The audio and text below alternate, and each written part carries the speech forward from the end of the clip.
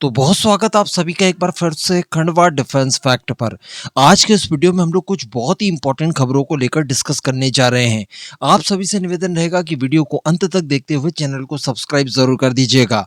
और यार केवल 2 सेकंड्स का काम है, पहले वीडियो को लाइक कर दीजिए। देखिए, सबसे पहले हम लोग उस महत्वपूर्ण खबर को लेकर डिस्कस कर लें जिसके बाद भारत के ऊपर आने वाले एक बहुत ही बड़े संकट को हम लोग बड़ी आसानी से टाल सकते हैं।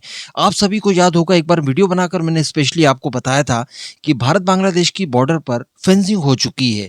कुछ ही इलाके बाकी हैं जो वेस्ट बंगाल में पड़ते हैं। इन कुछ बचे हुए इलाकों में कुछ छोटा सा इलाका तो ऐसा है जहां पर नदी और नाले वगैरह हैं, जहां पर फेंसिंग पॉसिबल नहीं है, जिनको लेकर ये खबरें भी निकल कर आई थी कि भारत की होम मिनिस्ट्री ये विचार कर रही है कि क्यों ना इन नदियों में जहरीले सांप और एलिगेटर्स वगैरह को छोड़ दिया जाए। अब इसको इम्प्लीमेंट किया जाएगा या नहीं ये तो समय बताएगा। हालांकि आइडिया बुरा नहीं है, लेकिन बाकी के जो बचे हुए इलाके हैं वेस्ट बंगाल के स्पेशली, जहां पर फेंसिंग वगैरह आसानी से की जा सकती है, इसको लेकर फेंसिंग का काम अभी तक बाकी था। कारण यह था कि ममता बनर्जी की सरकार के द्वारा बीएसएफ को जमीन इसके लिए आवंटित नहीं करके दी गई थी। इसको लेकर बीएसएफ और केंद्र सरकार जब कोलकाता हाईकोर्ट जाते हैं तो हाईकोर्ट भी इन्हें फटकार लगाता है और इन्हें जल्द से जल्द जमीन आवंटित करने के लिए आदेश भी जारी करता है। लेकिन आपको जानकर आश्चर्य होगा कि डेमोक्रेसी के नाम पर इतनी ज्यादा लूट मचा रखी थी कि कोर्ट के आदेश के बावजूद इन्हें जमीनें आवंटित नहीं करके दी गई थी। अब इसका असर क्या होता है, आप इस वीडियो से अंदाजा लगाइए। ये वीडियो बांग्लादेश के रेलवे स्टेशन का बताया जा रहा है,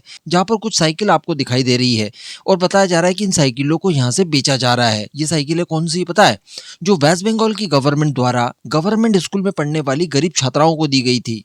तो कहने का मतलब, इनमें से कुछ साइकिलों को स्मगल करके बांग्लादेश लेकर जाया गया।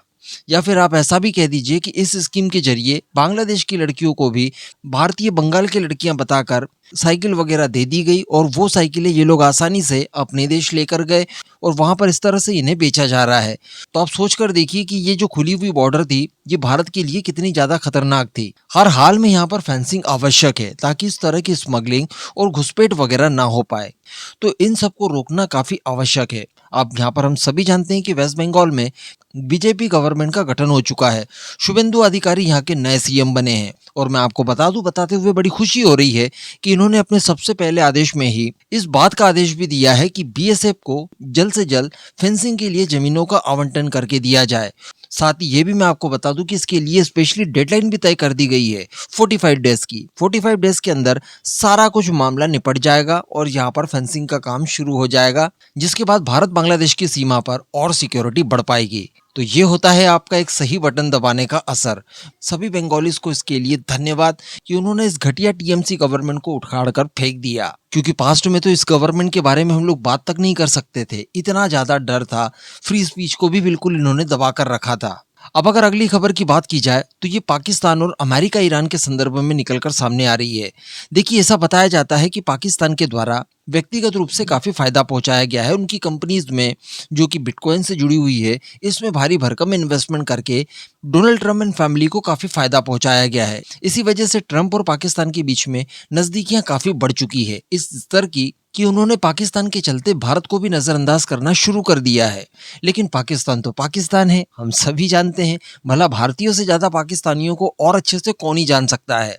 अब बताया ये जा रहा है कि पाकिस्तान ने अपनी पुरानी आदतों के अनुसार डोनाल्ड ट्रम्प की पीठ में छुरा घोंपने का काम शुरू कर दिया है। जी हाँ, और अमेरिका के ही एक मीडिया हाउस सीबीएस न्यूज के द्वारा एक रिपोर्ट पब्लिश की जाती है। ये रिपोर्ट अमेरिका के ही एक अधिकारी, जिसने अपना नाम छापने से इन्हें इनकार किया है, उसकी खबर के अनुसार इस खबर को पब्लिश किया है और बताया इसमें स्पष्ट ये जा रहा है कि पाकिस्तान के द्वारा ईरान को मदद करते हुए ईरान के कुछ सैन्य विमान पाकिस्तान ने अपने नूर खान एयरबेस पर पार्क करने की अनुमति ईरान को दी है। जी हाँ, और ये कब की बात है? ये तब की बात है जब डोनाल्ड ट्रम्प के द्वारा कुछ समय के लिए टेम्पररी सीज फायर अनाउंस किया गया था। सीज फायर अनाउंसमेंट के कुछ ही समय के बाद ईरान के द्वारा अपने कुछ सैन्य विमान पाकिस्तान के अंदर पार्क किए थे नूर खान एयरबेस पर, जिसका नाम RC-130 है। ये लॉकहीड के ही C-130 हरक्यूलस टेक्निकल ट्रांसपोर्ट विमान का एक वेरिएंट है, जिसके जरिए मैं आपको बता दूं कि सर्विलांस और इंटेलिजेंस गैदरिंग का काम ईरान के द्वारा किया जाता है। ये वो विमान है, इसे नूर खान एयरबेस के ऊपर इन्होंने तैनात किया है। अब आप सोच कर देखिए कि पाकिस्तान किस तरह की हरकतें इस दौरान कर रहा है। ये भी बताया गया है कि अफगानिस्तान में भी ईरान के द्वारा अपने कुछ यात्री विमानों को पार्क करने की बात कही गई थी। इसको लेकर बताया ये जा रहा है कि युद्ध से पहले ही महान एयर का एक विमान ईरान से काबुल आया था। बाद में अफगानिस्तान को लगा कि पाकिस्तान के हमलों से कहीं ये क्षतिग्रस्त वगैरह ना हो जाए, ये डिस्ट्रॉय ना हो जाए। इस वजह से तालिबान ने बाद में इसे जेरात एयरपोर्ट पर शिफ्ट कर दिया। तो कहने का मतलब अमेरिका की पीठ के पीछे भी जबरदस्त काम किए जा रहे हैं, स्पेशली पाकिस्तान के द्वारा, क्योंकि यात्री विमान का तो फिर भी समझ में आता है, लेकिन यहाँ पर तो सीधे सीधे सैन्य विमानों को पाकिस्तान ने नूर खान एयरबेस पर जगह दी है। हालांकि जब इस खबर को लेकर पाकिस्तानियों से पूछा गया तो इनके द्वारा मुंह फेर लिया गया, मना कर दिया गया कि देखिए ऐसा कुछ नहीं है, और रिपोर्ट को इन्होंने खारिज कर दिया। लेकिन पाकिस्तान की पुरानी हरकतें देखकर हम समझ सकते हैं कि एक्चुअली ऐसा कुछ हुआ होगा। अमेरिका के भी एक सीनेटर के द्वारा इसको लेकर अपनी आवाज उठाई है और इसकी उचित इन्वेस्टिगेशन करने के लिए कहा गया है। साथ ही यहाँ पर इस बात का भी उल्लेख किया गया है कि अगर पाकिस्तान ने वाकई में ऐसा कुछ कृत्य किया है तो फिर मध्यस्थता किस बात की। हम सभी जानते हैं कि अमेरिका ईरान के बीच में पाकिस्तान इस समय मीडिएटर का काम कर रहा है और दावे किए जा रहे हैं कि हम युद्ध को रुकवाने के लिए सभी तरह के संभव प्रयास कर रहे हैं। तो लेट्स सी कि आगे क्या होता है। बाकी पाकिस्तान का चाल चरित्र और चेहरा हम सभी जानते थे, वो बिल्कुल उसी अनुसार उसने काम करके यहाँ पर दिखाया है। अब इस पूरे मुद्दे पर दोस्तों मैं आपको ओपिनियन जानना चाहूंगा, नीचे कमेंट करके जरूर बताइएगा।